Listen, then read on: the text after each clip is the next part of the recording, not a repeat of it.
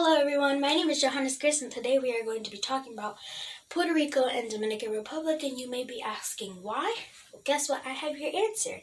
The whole reason why we are talking about Puerto Rico and Dominican Republic is because at my school, HPCA, we are having International Night. So, my mom is Puerto Rican and my dad is Dominican, so I'm a mix, and we're just going to be talking about that today and talking about the two different places that my parents are from. So, we are going to be looking at where they are located, which is on this beautiful map here. Puerto Rico is located here, and Dominican Republic is located here. And they're pretty much close, like not too far from each other. They're like two little islands, but, they are both in between North America and South America, which North America, which is the United States, is where we live. Now, next up, we are going to be talking about the flags. See, now, the flags are kind of similar. See, you can see the colors are very similar. But, they're both designed different. See, the Puerto Rico flag has this little triangle here that is colored in blue, and there's a white star in the middle. And they have red and white stripes. See, now here, the Dominican flag, this is the Dominican and this is the Puerto Rican. The Dominican flag has blue here, like rectangles, and red across. But the thing that's different, mostly, is because the Puerto Rican flag has a star. And then the Dominican flag, you can see that it has this little symbol here. But anyhow, let's see what's next. What's next is the Puerto Rican hibiscus. Now, this, as you can see, kind of in the shape of a flower. It is naturally red, but in the camera, it might kind of look, little pink, but it is actually red. And in the middle, this little, stem thingy here, this is yellow. So, yeah, this is the Puerto Rican hibiscus. Now, we are going to be talking about the Dominican flower, which is called the Aquala orchid.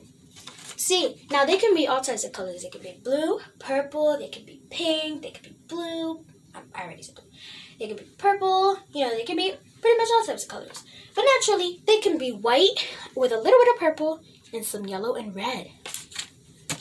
Now, next we are going to be talking about what the islands look like closer. Now, this is what the Puerto Rican island looks like. Now you see, not a lot of detail, but this is the shape of it, and this is the Puerto Rican. Now, this is the Dominican island. Now you can see that this has a lot of more detail, and they have whales. They have a lot of water around them because they're islands, and yeah. Now next up, this is just gonna be for Puerto Rico, but here we have el coqui. See, now el coqui is a frog, a very common frog in Puerto Rico. They call it el coqui because this frog at nighttime sings coqui, coqui. So they call it el coqui. And originally in this photo, you can see how the frog is designed. But in real life, they're a very, very light green, kind of almost a white. And their eyes are red. But there are about 16 different species. And yeah, so I feel like the El Coqui frog is very cool, very common, and maybe one day, if you end up going to Puerto Rico, you could probably see one. Who knows? But yeah, that's all I really have today. And also, you guys already might know the languages, but I'm just going to say the languages for both are Spanish and English. So yeah, that's all I have for you guys today. And hopefully one day I can come up with more facts for you guys. Bye! Where you go?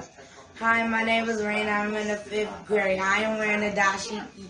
West Africa's traditional clothes was dashikis. Dashikis was made in 1965. Hello, today I'm going to be making my favorite traditional food, which is called harina de maíz. These are the ingredients you're going to need: butter, cornmeal, and sugar, and milk. Some people like to add salt and vanilla extract. Off camera, I did this off camera, but I put 2 cups of milk, I put a tablespoon of butter, I put sugar to my liking, and I put a pinch of salt.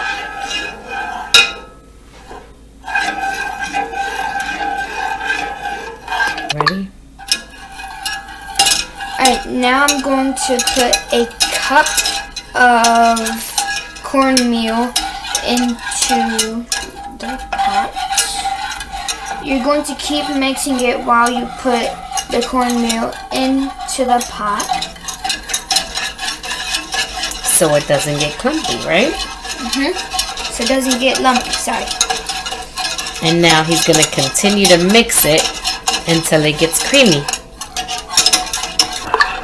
As you can see, it takes a little bit to get creamy, so we will resume when it gets creamy. Okay. So now we have finished, and now this is what the final look, how it looks of avena de maíz. Now, you don't have to do this, but I do, so I'm going to add a little bit of cinnamon.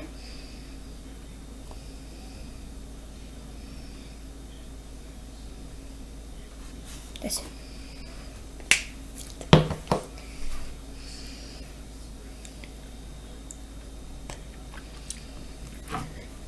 That's good.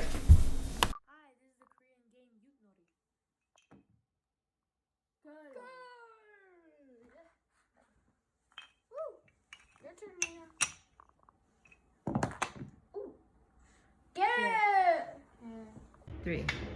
This game is called Nori, and you play it with 4 sticks, 8 little stones, which you use as markers, and a mat that you use as your board.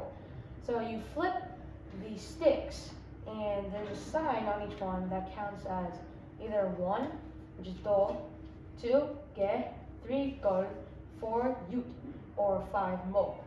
And depending on what sign you get, that's how many steps you move, and you can determine which stone you move and how you want to do it.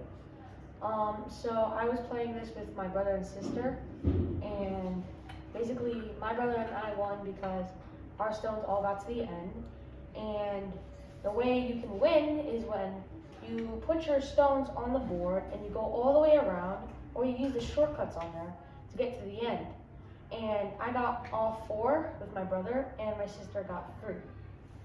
That is called Yukori. And where's the game from? This game is from Korea, and it's a traditional game that you do at New Year's. And usually the prize is duck. Hello guys. My name is Nathaniel Torres.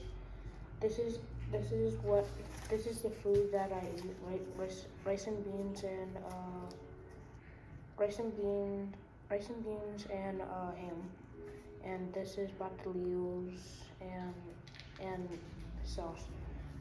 And this is the island where Puerto Rico is, and this is the flag. And then these are our great ancestors, and this is back then where we used to defend against the enemies.